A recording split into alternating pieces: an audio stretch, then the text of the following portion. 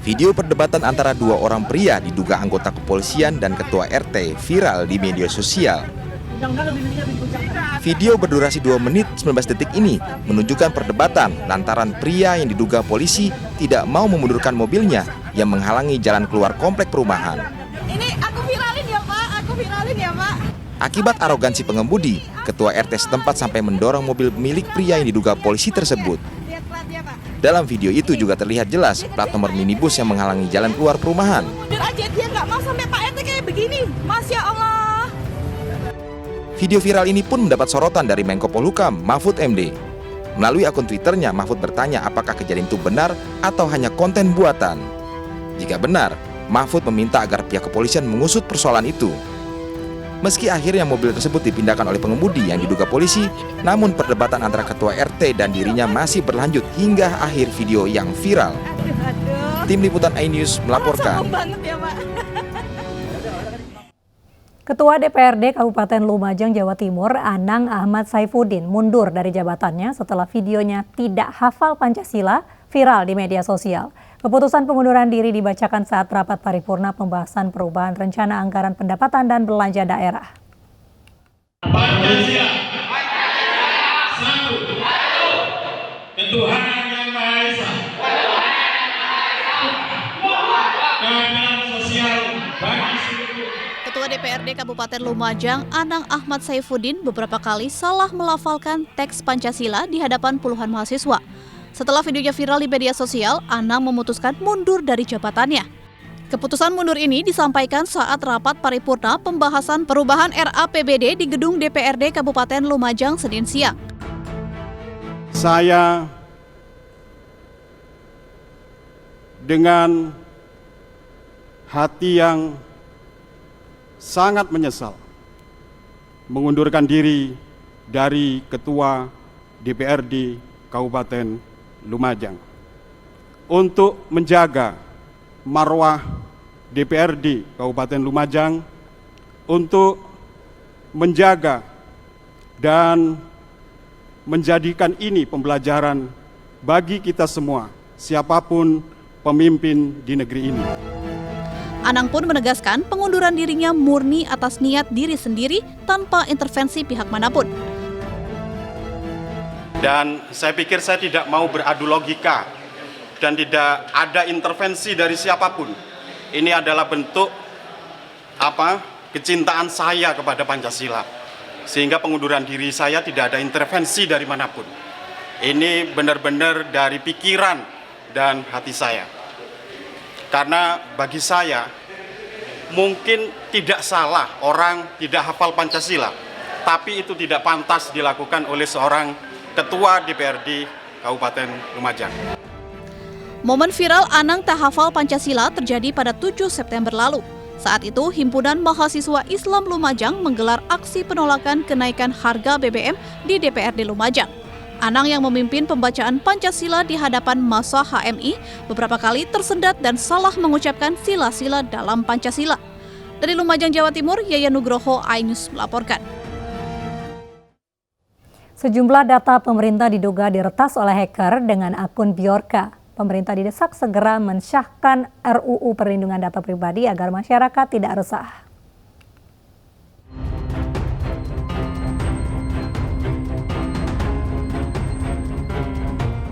Dalam 3 hari terakhir, akun dengan nama Bjorka menuai sorotan karena menyinggung berbagai persoalan di Indonesia.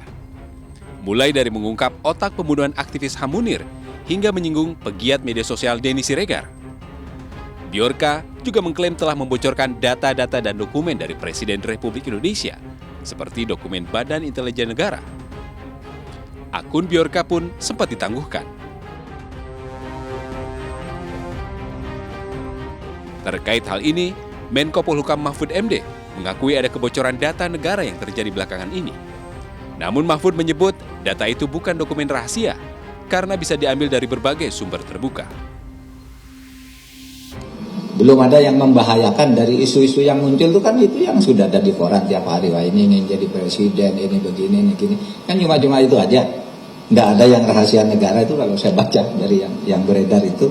Sehingga itu bisa saja kebetulan sama dan kebetulan bukan rahasia juga, barangkali cuma dokumen biasa yang terbuka gitu.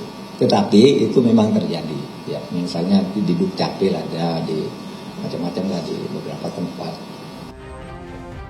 Sementara itu, Menteri BUMN Erick Thohir yang sempat disinggung Bjorka mengaku tak marah. Namun ulah hacker tersebut dianggap tak layak lantaran membocorkan data pribadi sejumlah pejabat publik Indonesia. Tentu saya tidak marah, karena itu merupakan data-data yang saya kira normal sebagai pejabat publik. Ya, tetapi tentu kita harus saling menghargai. Ya, karena data-data itu ada yang memang juga tidak layak untuk dipublikasi. Bukan data saya sudah. Dan saya berharap tentu tadi pemerintah bekerja sama, para hackers pun yang kebetulan merasa kurang diapresiasi, bicara juga mulai kepada pemerintah. Lebih lanjut, Erick Thohir mengatakan, pemerintah akan memperbaiki sistem agar institusi, lembaga, dan lainnya tidak mudah diretas. Tim Liputan melaporkan. DPRD DKI Jakarta jaring nama-nama calon pejabat Gubernur DKI Jakarta pengganti Anies Baswedan Oktober mendatang. Penetapan nantinya akan dibahas melalui mekanisme pemilihan dan penetapan usulan nama dalam rapat pimpinan gabungan. Rapat pimpinan gabungan DPRD DKI Jakarta digelar secara tertutup untuk membahas pengusulan 3 nama dari 9 fraksi yang diusulkan bakal jadi pengganti Anies Baswedan. Pembahasan itu nantinya akan menentukan siapa yang bakal jadi pejabat Gubernur DKI Jakarta sesuai dengan surat Menteri Dalam Negeri Tito Karnavian. Diketahui masa jabatan Gubernur DKI Jakarta Anies Baswedan akan berakhir Oktober mendatang. Tanggal 13 setelah paripurna gubernur, pemberhentian gubernur, itu kita rapat lagi. Saya minta kepada fraksi-fraksi yang ada menyiapkan 3 nama. Dari 9 fraksi itu 3 nama, jadi 27 orang. Pemirsa, diaspora Indonesia di Belanda memiliki jumlah yang cukup fantastis, yakni sebanyak 1,7 juta jiwa. Jumlah ini mencapai 10% dari total populasi Belanda. Bahkan tak sedikit juga para pelajar Indonesia yang menempuh pendidikan di berbagai universitas di Belanda. Nah, jaringan diaspora yang tersebar di seluruh penjuru dunia ini merupakan aset berharga untuk peningkatan akselerasi pembangunan nasional. Belanda nyatanya masih menjadi salah satu negara tujuan favorit bagi pelajar Indonesia untuk melanjutkan pendidikan. Terbukti setiap tahun jumlah mahasiswa Indonesia di negeri kincir angin ini terus bertambah. Dalam kunjungan kerja ke Belanda, Menteri BUMN Erick Thohir turut menghadiri peringatan 100 tahun Perhimpunan Pelajar Indonesia PPI di Belanda, yang merupakan salah satu organisasi pelajar dan mahasiswa Indonesia tertua. Erick Thohir berharap pelajar Indonesia dapat menjadi pionir, inovator, dan agen perubahan dalam berkontribusi membangun negeri. Menurut saya, apa yang mereka sedang sekolah di sini, semua kita perlu. Kita perlu. Judulnya aja susah-susah kemarin. Enggak. Tapi itu kita perlu. Kenapa? Karena kita bicara ke depan itu knowledge-based economy. Pertumbuhan yang terjadi karena apa? Tadi daya manusianya menciptakan atau berkreasi. Selanjutnya, Erick Thohir juga mengunjungi sekaligus meresmikan pameran pasar kopi di Amsterdam. Lebih dari setengah ton sampel kopi dalam negeri dipamerkan dengan 97 jenis kopi yang berasal dari 11 daerah. Dan ternyata kopi Indonesia itu di Belanda itu sangat bagus dan diterima oleh publik dan masyarakat dengan sangat baik. Sehingga kebutuhan kopi di Belanda itu juga sangat tinggi, dan kita PMO kopi kita ini itu memberikan ekosistem supaya petani kopi bisa jual ke Belanda. Kementerian BUMN berharap momentum pameran pasar kopi di Amsterdam, Belanda menjadi tonggak sejarah semakin dikenalnya kopi Indonesia oleh masyarakat dunia. Dari Belanda, Megalatu, iNews melaporkan.